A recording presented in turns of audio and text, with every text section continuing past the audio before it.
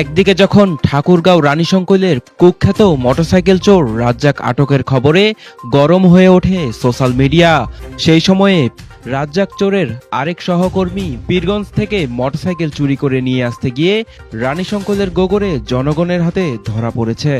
Desk report, Rakib Ferdous.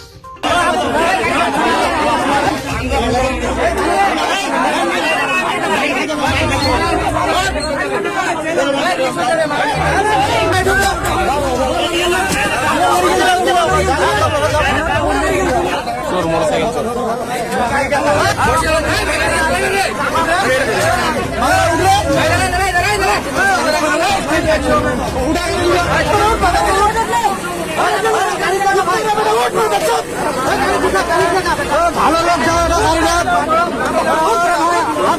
আপনি নেন গাড়িটা।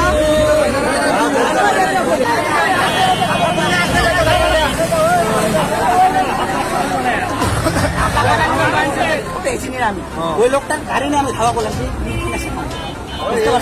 যার গাড়ি উনি মসজিদের ভিতরে নামাজ পড়তেছে, উনি জানে না এখনো বিষয়। গাড়িটা হারাইছে কোন জায়গা থেকে? বাইরে থেকে গাড়িটা কি পীরগঞ্জ থেকে হারাইছে? পীরগঞ্জ থেকে আস্তে আস্তে আনা।